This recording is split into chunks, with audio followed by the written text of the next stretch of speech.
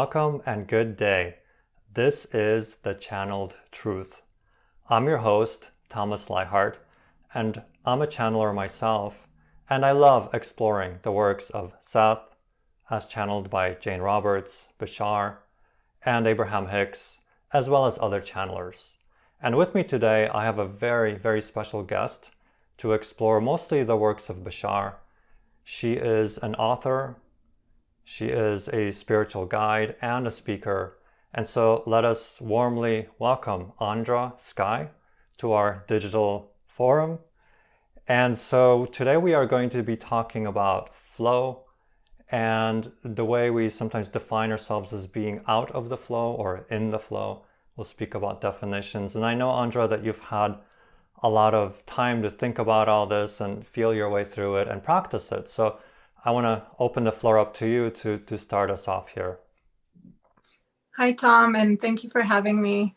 Flow is one of these things that I'm really excited to talk about these days, mainly because, this is one of the things that Bashar teaches.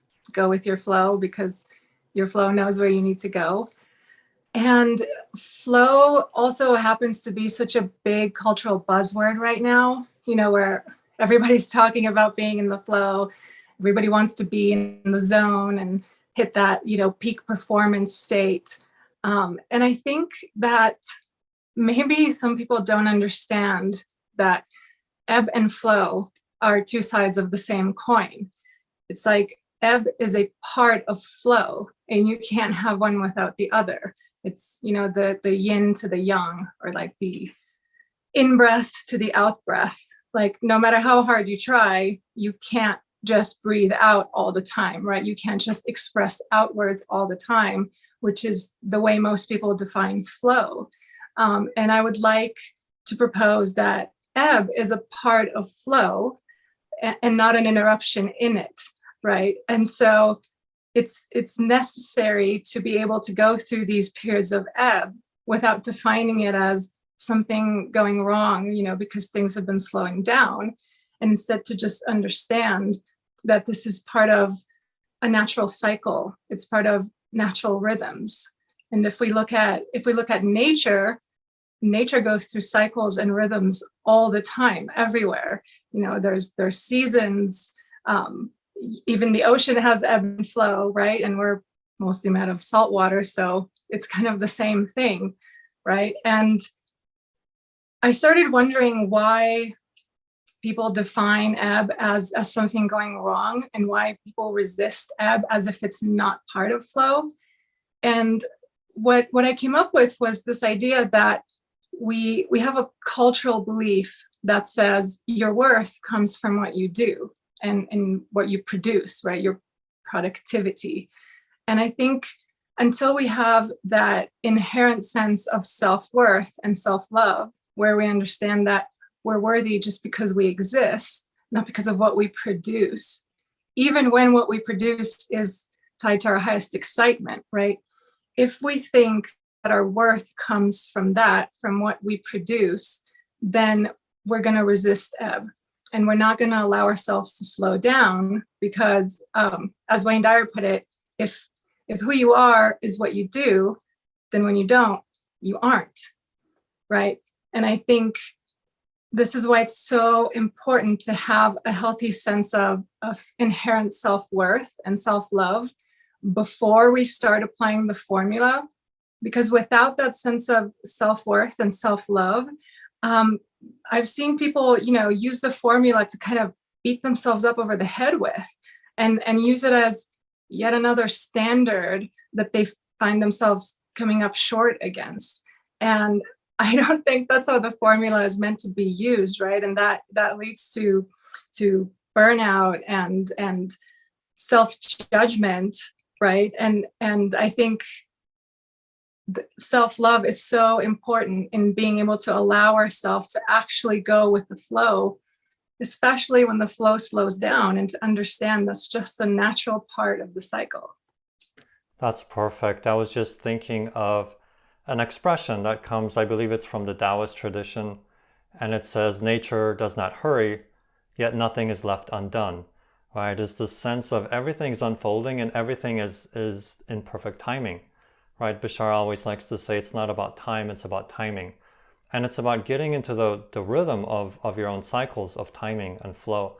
And sometimes you slow down and you don't know why you slow down, only to realize that you needed other things to fall into place before you had hit that inspiration so that it can be in perfect synchronization with the people around you, right? And if you had kind of rushed forward into it, as sometimes we often do, we end up hitting what we then define as, oh, blockages. Oh, I feel blocked. Oh, I feel stuck. Oh, it's not flowing, right?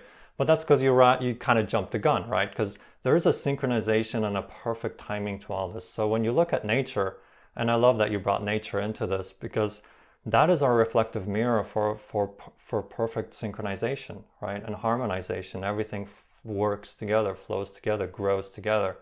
And so we're in this matrix where it's all about the timing, and everyone hits those notes at very precise moments, and we do get that through the formula.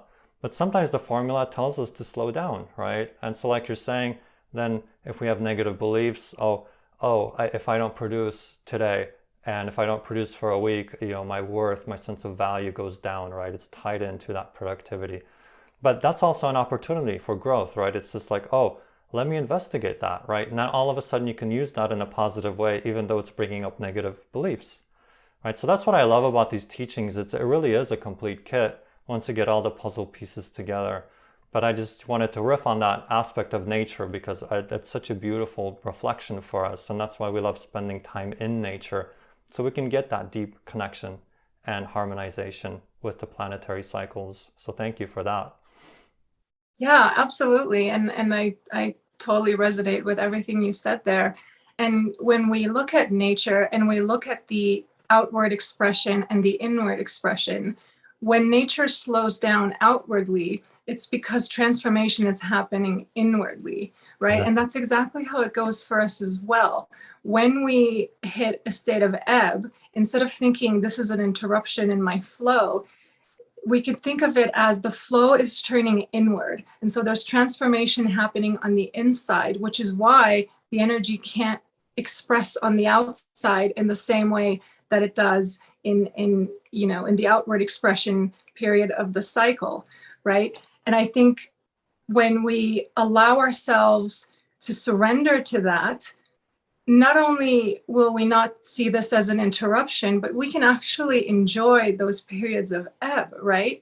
And the thing is, since we all have periods of ebb, the natural excitement in those periods is to slow down. The natural excitement is to, as Bashar sometimes says, watch a movie or go for a walk on the beach or hang out with a friend. It doesn't always have to be career oriented or project oriented, right? Because when we don't allow ourselves to slow down, what we're doing is we're actually dampening our excitement to slow down, right? The excitement to slow down exists for every single being, whether human or plant or animal. And when we dampen that excitement, we're only doing it because, again, going back to the sense of self-worth, because we think if I allow myself to slow down, if I don't produce something that I can point to and say, look at what I did, then my value goes down, right? And so we dampen the excitement, we don't allow ourselves to slow down. And so what happens? We end up feeling drained. We experience burnout, or we experience that feeling that I've heard many people describe of, well, nothing is exciting right now.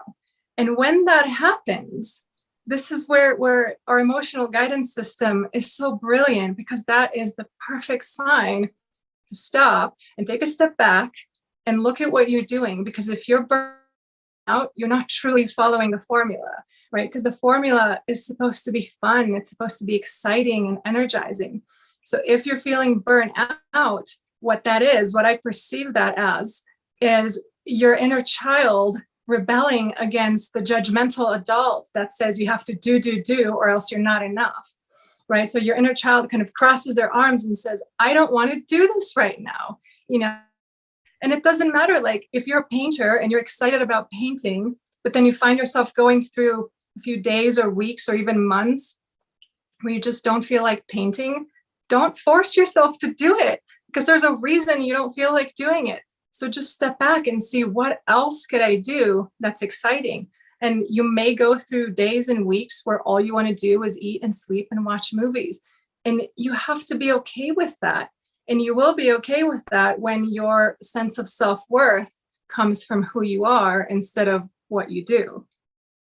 Wow, you hit so many points right there that I don't even know how to thread the needle here. But of course, you touched into self-love, which is super important. And that's, that's very important when you slow down, you get into that sense of, I love myself even when think I'm not moving, or on the external, I'm not moving, right? And I love how you mentioned parts, the inner child, the judgmental adult. And these are all aspects that we want to bring that self-love into, right? So if we find ourselves in resistance, right, we want to love that part of us that's in resistance. If we find ourselves in judgment, we want to love that part that's in judgment, right? This is how we bring a sense of harmonization. And this is how we use these moments that trigger different aspects of our personality into resistance mode or judgment modes. But this is how we use it to transform it, right? And most of the time what we've been trained to do is, oh, I'm going to heap more judgment on myself for judging myself for not moving, right? And then I'm going to be hard on myself for judging myself because I'm judging myself because I'm, it's like we just keep piling it on and more negativity, right? And this is what we've been trained into, unfortunately, right? Or just fortunately, right? Because we chose here to come here to transform great darkness and limitations to light, right? And this is the nuts and bolts of it, right? Okay, I'm in resistance. Okay, I love myself for being in resistance, right? Oh, now I'm judgmental. I'm trying to kick myself into action. Wow, isn't that interesting? Well, I love that part of me that's in judgment, right? I can embrace that and hold that, and everything just starts to soften, right? And all these warring parts within our personalities, they start to soften, right? And I love how modern psychology is really starting to catch up into this, right? They have this idea of internal family systems, right? And getting all these parts, personality parts, to harmonize with one another. And you do it with love, right? Because anytime you kick a part to the curb and you try to push a certain part into action, like, oh, I'm going to push you into painting, I'm going to push myself, right? It's always self-pushing self, right? But or then I push myself and I can't produce. Now I'm going to judge myself and I'm going to kick myself. And well, maybe if I'm hard on myself just enough, I'll improve, right? It's all these negative beliefs just coming to the surface, and you gotta start somewhere. And I love how you brought in this idea of self-love into the equation, right? Because we often, as Bashar listeners, we talk, okay, the formula, right? And so for our listeners out there, the formula in a nutshell is: act on your highest excitement to the best of your ability, take it as far as you can, and then stay with zero insistence on a particular outcome, and stay in a positive state, right? So that is very action oriented, and many of us, this is how we ground the energies, through action, right? But that component of self-love is so important, especially for the times when it's time to slow down just a little bit. And we can use that to take stock, what negativity might be coming up. Or maybe it's time to slow down. Like during COVID, everybody slowed down. And for myself, I was able to really transform this outward flowing energy that went into teaching into something different, right? Because I was able to slow down and start listening to, well, what do I want to dip my hands into now, right? It ended up being video production, and like, here we are, right? Because now I had all of a sudden more time, right? And I just followed an impulse, an intuition, an excitement, right? So yeah, many great things, and hopefully I threaded the needle through all those loops that you put out in your last piece. So thank you for that. Yeah, thank you. And again, I think self-love is the key that allows for precise application of the formula, right? Because again, without self-love, we risk using the formula to beat ourselves up with, right? And if we think we're using the formula, but we're also at the same time following this cultural idea of hustle mentality, then we're not really using the formula. We're just kind of taking the formula and trying to make it fit into this old paradigm that actually doesn't work for us, right? And so self-love, precise use of the formula, that is what really allows for the maximum amount of flow. And the paradox of ebb and flow is that when we surrender to the ebb and when we accept it as part of the flow, it actually doesn't last as long. And I think the only reason that people get stuck in these periods of ebb where it seems like nothing is happening and they can't push forward, it's because of resistance. It's because they think it shouldn't be like this or something's going wrong, and they keep pushing and pushing, and so they're not allowing that energy to flow inward. And again, nature has rhythms, and we're part of nature. We can't skip periods of time, right? And so when we're resisting the ebb, I think nature kind of goes, well, I have all day. You can resist all you want, and this can take as long as you want it to take, right? But the moment you surrender, the paradox, not only does it go faster, but you can actually allow yourself to enjoy it and to experience it as nature's giving me a little vacation. Why not? Why not just slow down? And the crucial point here is it's not really on your physical mind schedule. This is where we all get tripped up, is because we think we know when things should happen and we think we understand timing, but ultimately that is up to our higher self, right? And our physical mind doesn't know because it's supposed to be a surprise. And so you can look at it as, when you suddenly hit a period of ebb, surprise vacation from nature, right? And see what happens when you look at it that way, and when you just fully allow yourself to slow down and relax into it and not judge yourself for doing so. Yeah, it just reminds me, I think it's Bashar that says this, slowing down to speed up, right? It's this idea of whatever lesson's in front of you, it's already happening that way, and there's a divine timing and there's a divine reason for it, right? Even if our physical mind can't fathom why that would be. Right? Take this show, for example, right? I produced episodes 1, 2, 3, it was kind of boom, boom, boom. And then 4, it was like, oh, it needs to slow down. Oh, it can't happen this way. Oh, something else happened. Oh, I didn't hit the record button. It's like things slowed down, right? And it's just part of this natural cycle that the physical mind starts to create timetables and spreadsheets, and it thinks it has to move in a certain clip at a certain pace. But then nature doesn't move that way, of course, right? And so it reminds me, when I was a child, we had these little things called the Chinese finger trap. I don't know if you remember.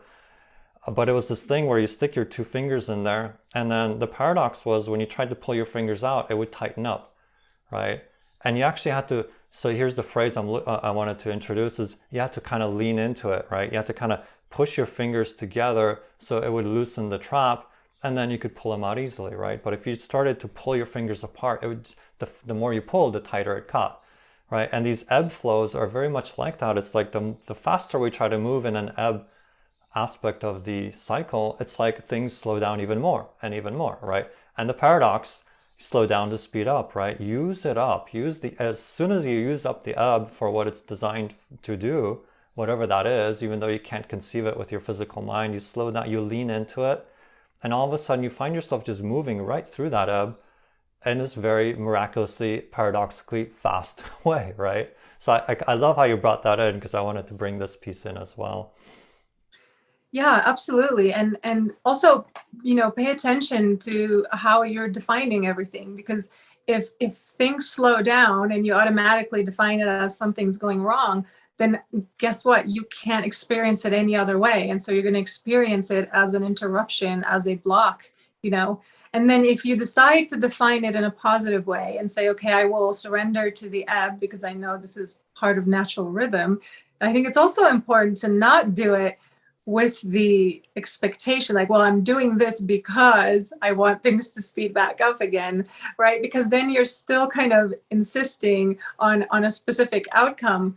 And that's why I really want to stress the idea of enjoying it, of going ahead and do a movie marathon, or go for long walks every day. And this happened to me this year, where the second half of 2021 was really flowy for me, and everything was moving and I was so excited.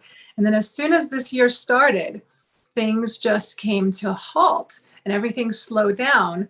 And for the first time in my life, I was able to see it for what it was. And thankfully, I was getting all of these messages through synchronicity that were telling me this is a time to slow down. And I this time I had the presence to perceive these messages and to listen to them. And I was like, okay, I'm just going to enjoy myself. I'm going to enjoy not doing as much as I was doing before. And this actually lasted a few months for me. And there were times when my physical mind started going, and thinking, oh, well, I should be doing something. But every time that happened, another message would come in that would tell me, hey, it's okay, just slow down. And so I would relax back into it. And as soon as I completely let go, it was like, within a week, 5 different things happened. And suddenly I went from feeling like I was a complete standstill to everything is happening all at once. And at that point, I had to watch my definitions in the other direction to not define it as overwhelming, to not say, okay, this is too much. But what I realized is that this period of ebb where nothing was happening and where I got to just sleep a lot and watch TV was actually the rest I needed to prepare me for this next phase where everything is moving really fast again, right? And so now I'm rested enough to not feel overwhelmed and to not feel like this is too much. Yeah, I love how you bring definitions into it, because it's so important to mind those definitions. Like for me, I used to have these definitions of, oh, if I get too busy, I'm going to be overwhelmed, right? Or if I'm not doing anything, well, then where's my sense of value, right? So you can actually get caught on both sides, right? And then you wonder why. It's like it's like the metaphor I sometimes use is like we're tripping over our own shoelaces, right? Because we got all these negative beliefs and we try to move forward and we're just like, tripping ourselves up. And I don't know how much you got into Seth, but I read a lot of Seth before Bashar, and this is something that Jane Roberts, the channeler of Seth, she really struggled with a lot, being a writer herself. She would set up these blocks of time and she really wanted to produce. She got really into this idea of production, right? And sense of value from production. And then Seth would always say, follow your impulses, which is kind of what Bashar says, act on your passion, is a big synonymous connection there.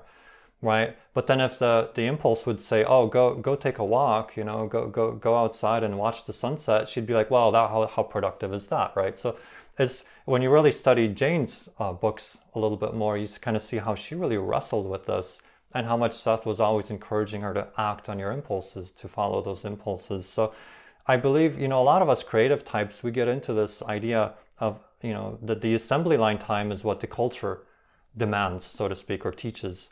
Right, and artists, especially creative types, like we're on a different timetable. We're very much in this ebb and flow, and sometimes it's really coming through us, and other times we need to really pull back in and be meditative, right?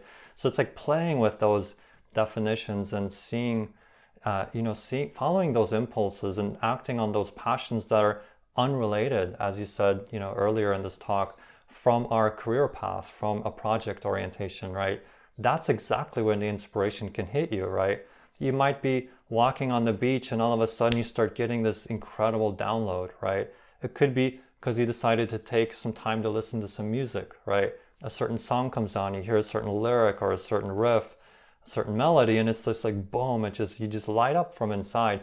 And Spirit's constantly telling us, higher mind is constantly whispering, psst, go this way, psst, go that way, right? And it's just like, and then the physical mind comes in and says, well, no, I'm busy being productive. Like that, what's a walk on the beach gonna give me, right? And it's like that, and the Spirit's just like, oh, I want to give this download. It's like, you have so much resistance, you need to let go. You have to be on, the beach is the path of least resistance here.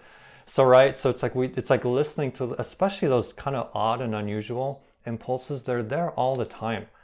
And when we follow that, it's just like we get another impulse, we get another excitement, and we follow, and it's like following these breadcrumbs, and it becomes so rich and exciting. And it's kind of like at a scavenger hunt, it's kind of like an Easter egg hunt, right? It's kind of fun. It's like you don't know what's around the next corner or what the next clue is going to be. And the way the higher mind orchestrates things, it's like you see this, it's almost like you see this sacred geometrical pattern from a higher mind's level, but we don't see that on a physical mind level. So we just see, oh, we're going here, oh, we're going here, oh, now we're going here, and now we're going here. And then in hindsight, you look back and you're just like, oh my God, I just created this beautiful mandala But the physical mind had no clue that that's what was happening, right? You were just going from point to point to point, and your higher mind's just trying to get you there as quickly as it can, right? So yeah, I just wanted to bring that in a little bit and to touch into Jane Roberts a little bit, because we have a lot of Seth followers out there as well.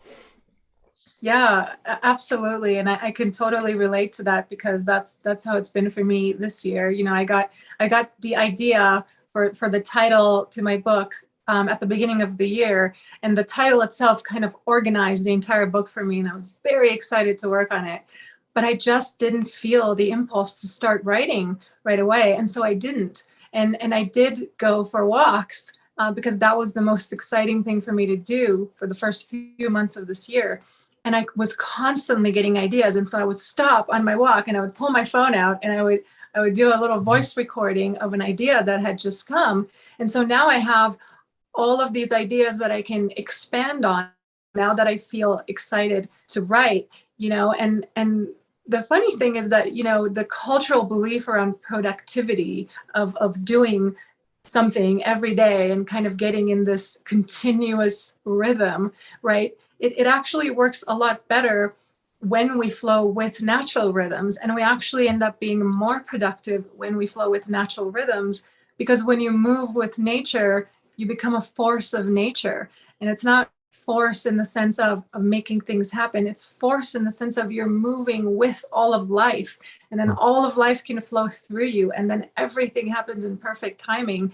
And not only that, but it's so beautiful and it's exciting and it's energizing, and it allows time for everything, for the enjoyment of life, instead of just for whatever you're producing, right?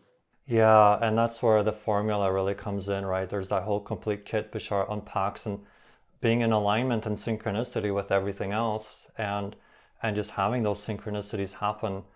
It's part of it, right? We can't orchestrate that at a physical mind level, but we can be at the right place at the right time to meet the right person, to get the brilliant idea to come in, and it's so golden, right?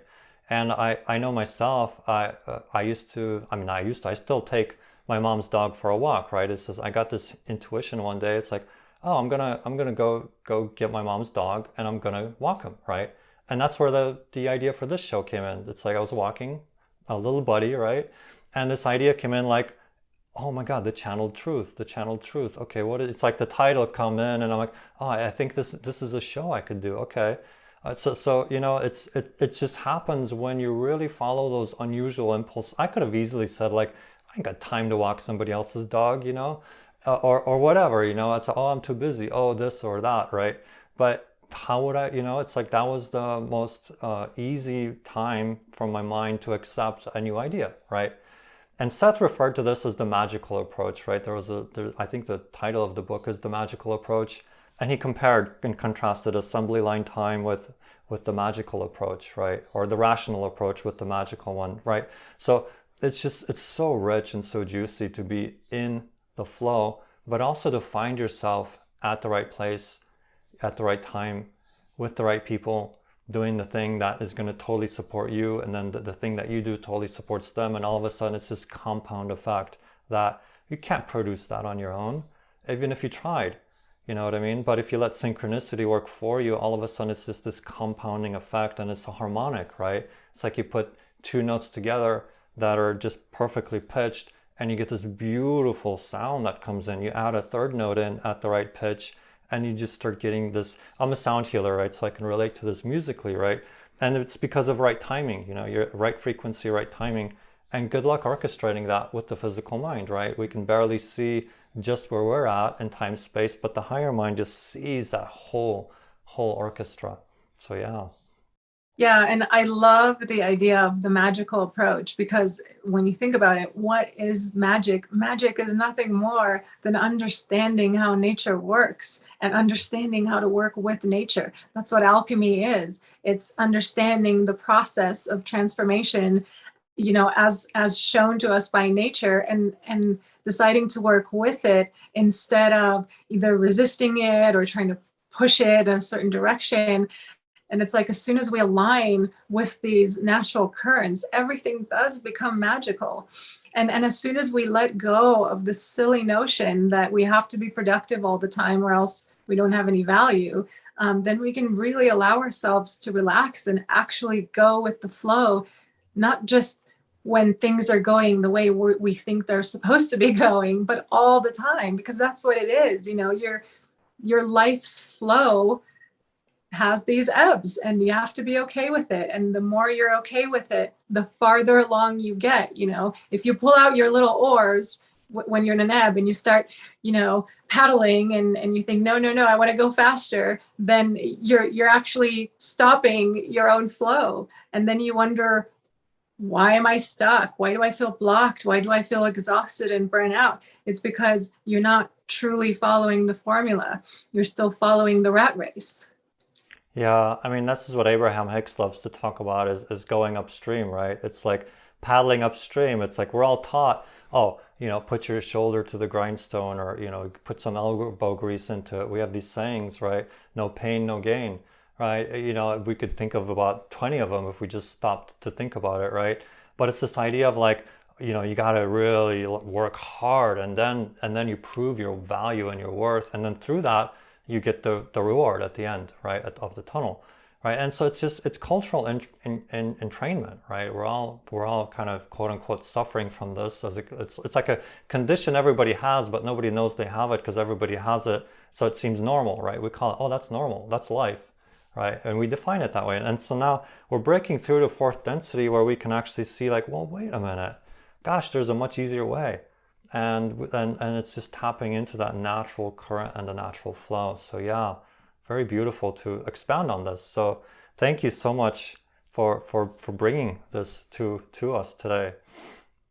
Right, and I want to add one more thing, which is from a conversation I had with a friend recently, that when you don't have that sense of self-worth, when you're not aware of your inherent worth, people think that if they can just do enough, they'll be enough, right? Mm-hmm. And that's completely backwards, because really, you can never do enough to be enough. But when you realize that you already are enough, then you suddenly can do everything that you need to do, and you don't have to worry about getting your value from what you're doing.